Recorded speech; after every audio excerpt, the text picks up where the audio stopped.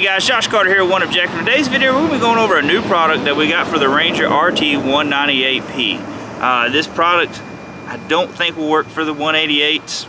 Not 100%. We haven't had one to fit it on and test it. So, but anyways, we're going to get ready to dig into this. Hope you enjoy the video.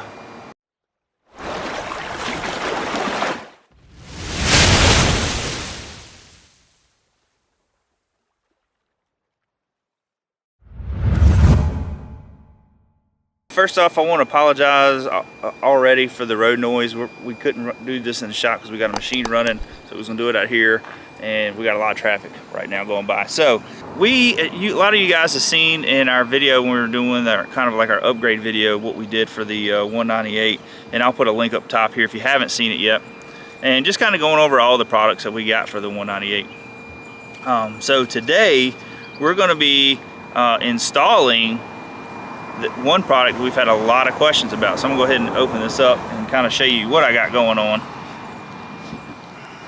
before we install it, and you can see why we did it. All right, so right now I got the rod tubes in.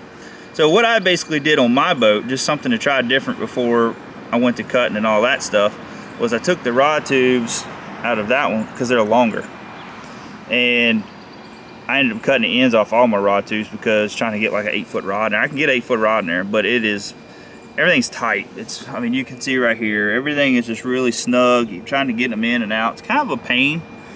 So we went ahead and James designed a little piece that cuts out all those tubes basically, and it's just like a bigger hole. On James's end, they're putting carpet on the inside. We will on mine, but for today's video, we're not gonna do that. We just didn't have the carpet, to be honest with you. So, plus we're a little pressed for time. So anyways, we're going to show you guys how to install this piece. Also, you know, basically showing you after it's all said and done how easy it is putting rods in and out of here. So we're going to go ahead and get into this. All right, guys. So James is going to go ahead and start taking out this plate here that has the rod tubes. It's basically like the cover plate. He's just trying to get the right bit for that. That's a Torx bit. It's a T20. T20. So while he's getting all that started, I'm going to show you basically what you're getting when you get this. It's going to be this plate. You're going to get some hardware, and I mean, it's that simple. It's really the biggest part's going to be cutting this out. And like I say, James just took that plate out. That's basically what it looks like right there. And each port has a set of screws. Now, being that we've already taken ours out the first time when I swapped them out with the longer tubes, some of these will be a little difficult. If they are foamed in and all that, some of them can be a pain to get out.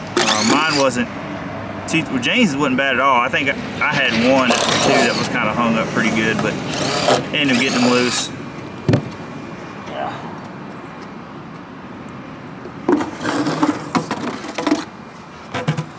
You can see here what I did, what I was talking about, cutting the ends off. That way I get the longer rods in there, because I mean, really honestly, the way they are the factory tubes that was in there, you could barely put, depending on what side you put your rod in, you could barely get like a 7-foot rod in there. So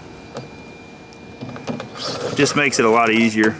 If you didn't want to put that on there, you could cut them, but this right here, I'm telling you, James has been running it for a while. So much easier. Put your rods in, taking them out, all that stuff.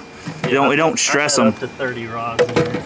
Yeah, James said he just had 30 rods. He's got 30 rods in his, so not that you need that all the time, but if you ever do, and you're going on like a long trip, you got your buddy's rods you want to put in there, or you got plenty of room. I don't think you ever took this one out. That one's pretty tight. Yeah, it looks like it's foamed in. Yeah, we never did take that one out. Top of it. Yeah, we'll cut the top and be able to get down in there. What we're gonna do is we're gonna cut, you know, from top of the hole, and we're just gonna take this little portion out, cut it out just like this, all the way around, and you're gonna cut from here to here. And so I'm gonna go ahead and get started cutting it out.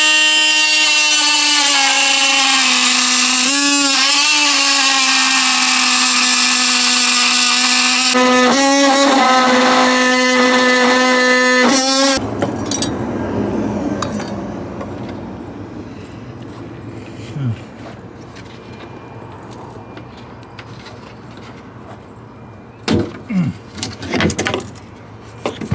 we go. All right. I was telling them at the beginning, you know, normally we would probably do carpet right there, but for video's sake today.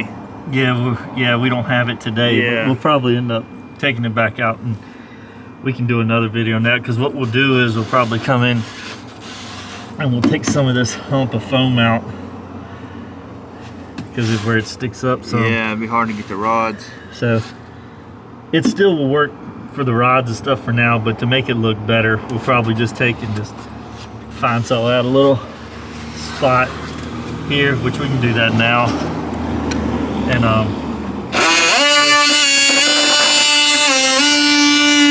And then that's the way to go in there. And you just put 4 self-tapping screws. And see, we got right much lip here, so it'll cover up everything nice. So put the 4 self-provided self-tappers in the corners, and pretty much that's the install of this. And like I said, you can dress this up whichever way you want.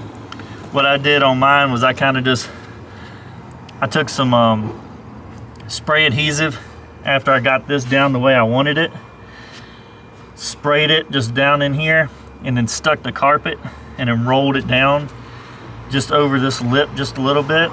And then when I stuck this on, made sure it didn't go, just made sure it didn't go nowhere. And that way you had a good, so it just looks more finished. Yeah, it looks factory.